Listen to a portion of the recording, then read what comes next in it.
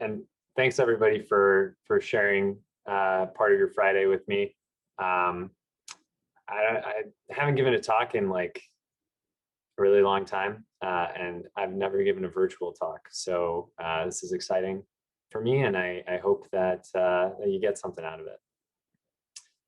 When I originally conceived of this talk, it was going in a completely different direction.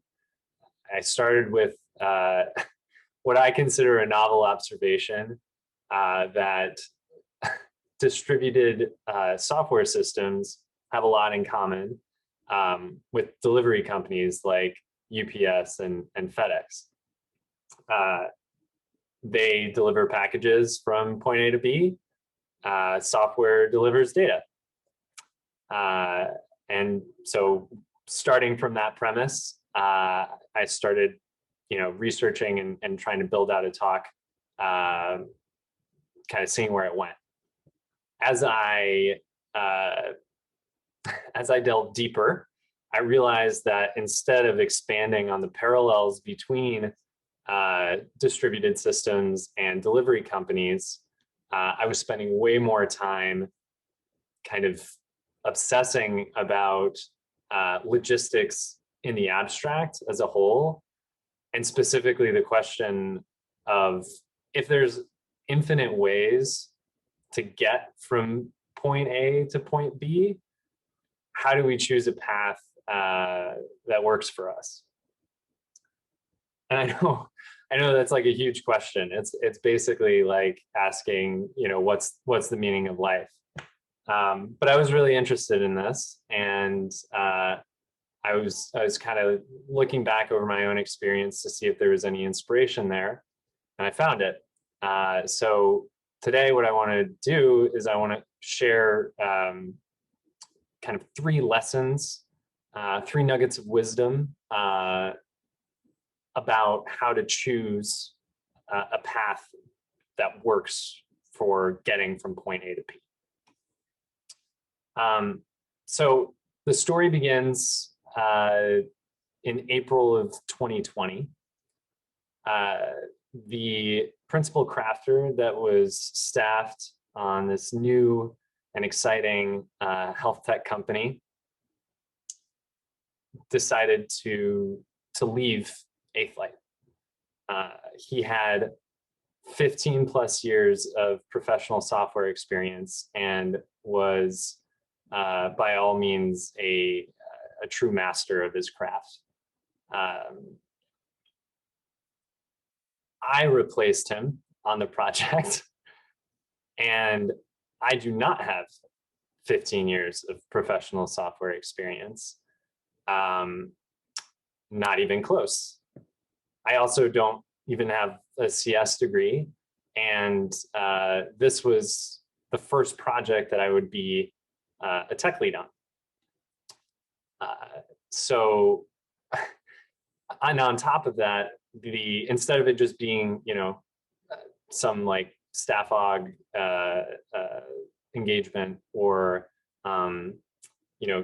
something kind of minimal, this project was a complete overhaul of this client's existing infrastructure and basically their entire product.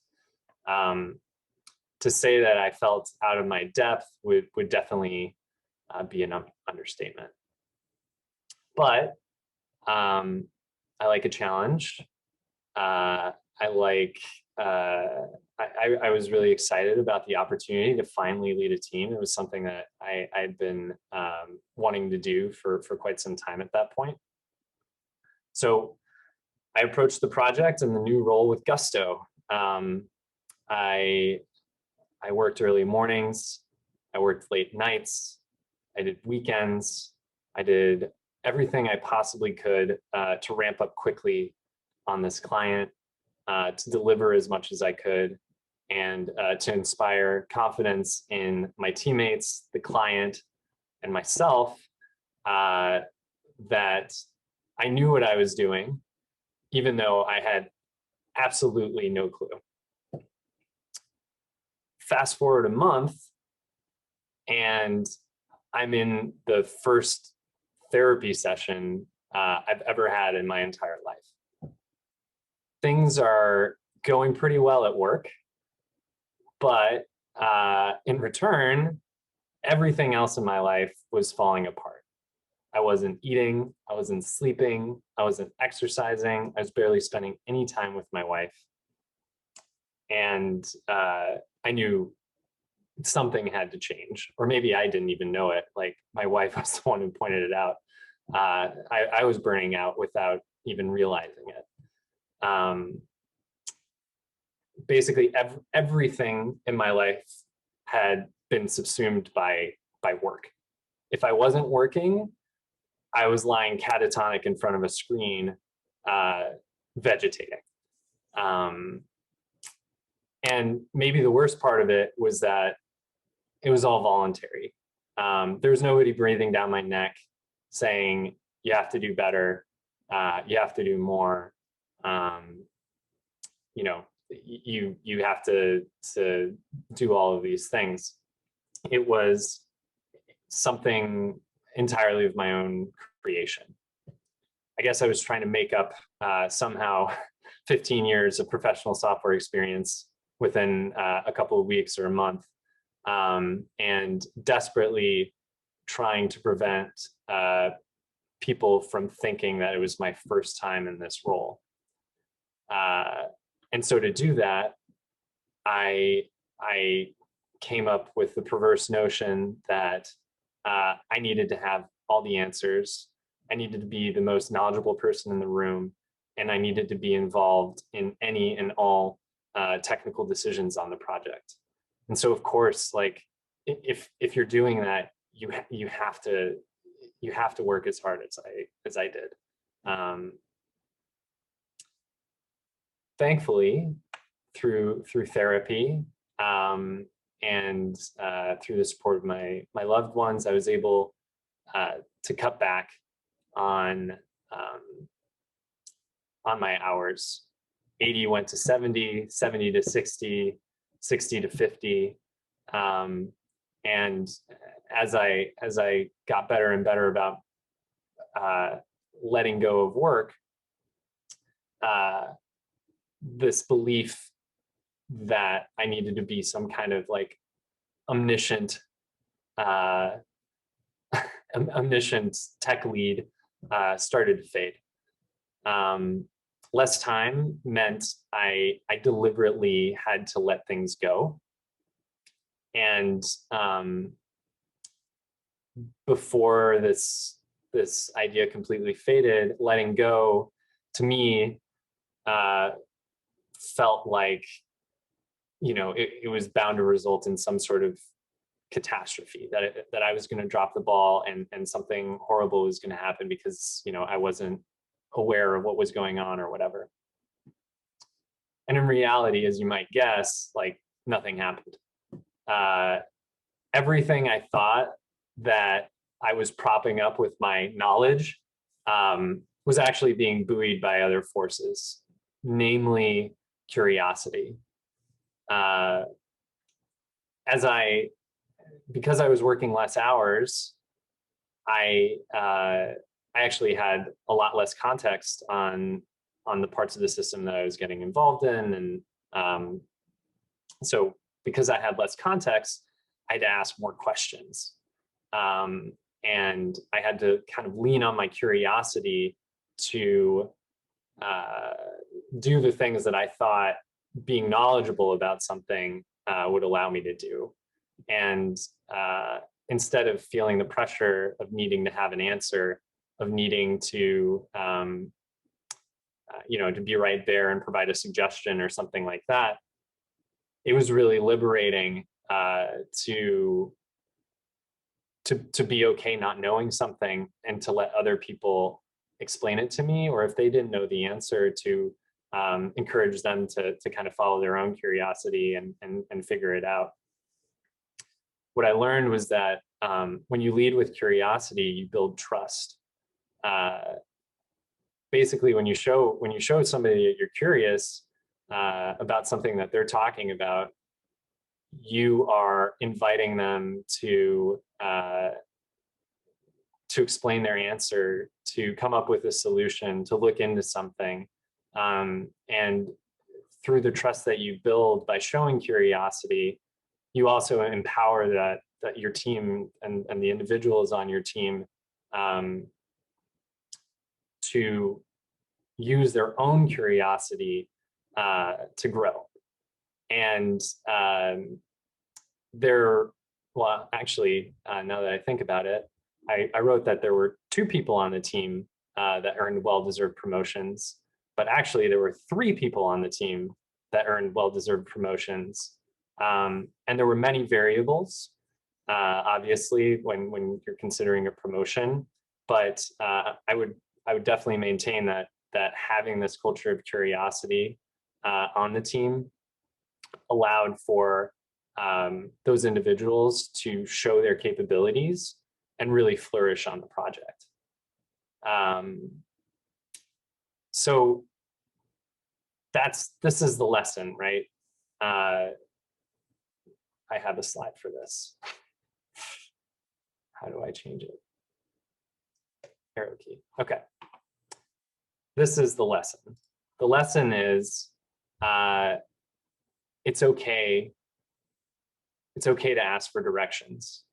When you're going from point A to B, sometimes you're not going to know which way to go, and you can either, stubbornly try and figure it out on your own, or rely on the people around you to help you figure it out yourself. Rely on your curiosity to kind of guide your path. Basically, like when we use curiosity as a guiding principle, when we let go of the burden to be perceived in a certain way, we end up on a path that's less stressful, on a path where there's more trust, more growth, and ultimately fulfillment. So remember, when you're thinking about choosing a path to get from point A to B, whatever that means to you, remember that it's okay to ask for directions. The next lesson I want to talk about, and the next lesson that I learned, I learned after settling into a more sustainable work pace. And yet I was very distraught.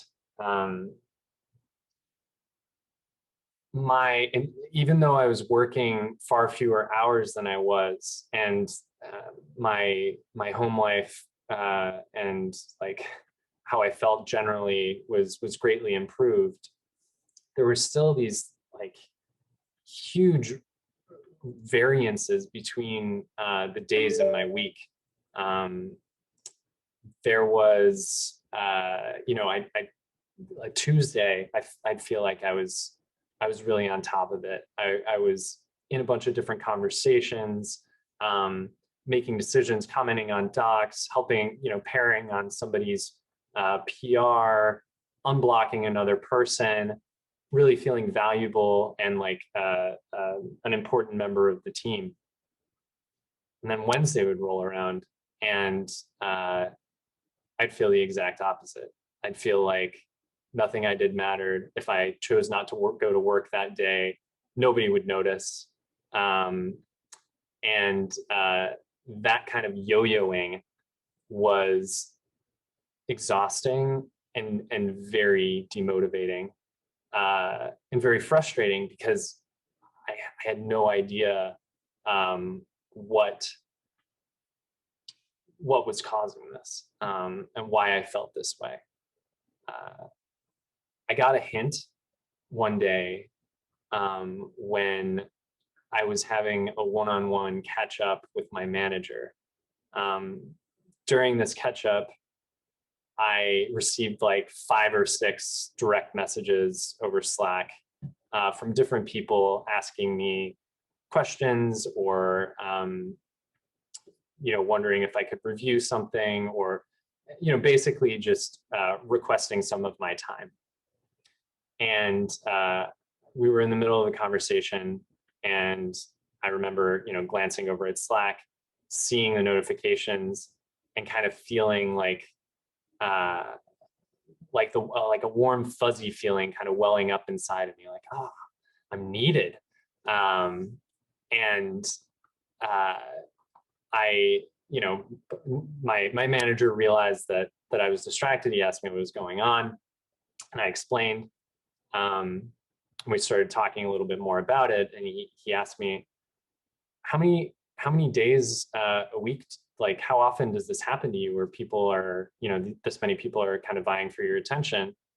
And I told him maybe like 3 or 4 days, and he told me something that I'll never forget. He said, "You should make yourself more unavailable. Your teammates can solve their own problems. They don't need you to solve it for them." And I remember thinking, I didn't say it out loud at the time, but I remember thinking, well, if they're solving their own problems, what am I going to do? And I don't think I realized it then, but not long after, I realized that I had fallen into what I call a reactive loop. My good days were the ones that were busy and chaotic, where we were fighting fires, where I was being pulled in a bunch of different directions. And like I said, I felt needed. And my bad days were the ones where things were calm, where everything was going according to plan, where I had a lot of time to think to myself, a lot of time to theoretically be productive, doing things. And instead, I would completely check out. I would choose to instead compulsively, I would either completely check out, or I would compulsively check my Slack and my email to see if there was any new messages or any new notifications that were coming in, so I could react to those. And what I realized once I realized this is exactly what I was doing, was obviously that this wasn't healthy, and that something needed to change. I was basically conflating urgency with importance. And if I'm reacting to everything that's urgent, I never get to the things that are important. So when you're traveling from point A to point B, you need consistency in vision, in both vision and action. If you're constantly being buffeted by these urgent but non-important things, you're going to lose your way. There's no way about it. So the next lesson is to frequently ask, where are we going? And are we going the right way? When we are on our way from point A to point B, again, whatever that means to you, ask, where are we going? i.e., is it important? And are we going the right way? Are we taking the right steps to get there? We need to deliberately make space to identify what's important. If we don't,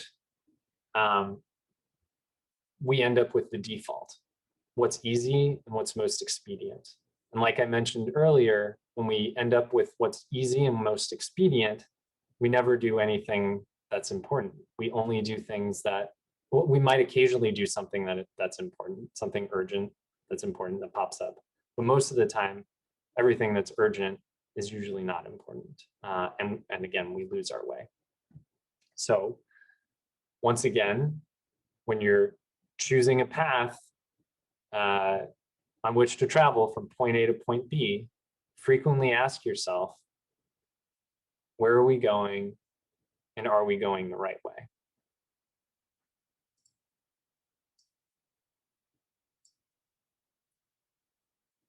The last lesson I want to talk about happened when I made a deliberate choice to step back from software delivery. Basically, I didn't feel like where I wanted to go was writing code. I wanted to kind of take a step back and focus on trying to create conditions for myself that I felt uniquely suited my strengths. In other words, like, I was working with my manager to come up with within the bounds of, you know, being a tech lead and working on this project, trying to find room for what my ideal job would be, and all of that sounds great until until it came down to actually trying to commit to a particular course of action. Instead of, you know, saying, oh, I want to do this, and just committing to it and trying to get going, I would vacillate and burn energy, you know, trying to choose between all the options, weighing them, and you know, going on little thought experiments and never really actually doing anything with them. So one day, I was complaining about this to my wife, and she gave me some advice. She said, just choose something. It's better to make progress in a direction than not make progress at all. There's not one right choice. There are many good ones, and it's up to you to make it work the best that you can. I agree with her, not only because she's my wife, but also because I think it's good to be decisive.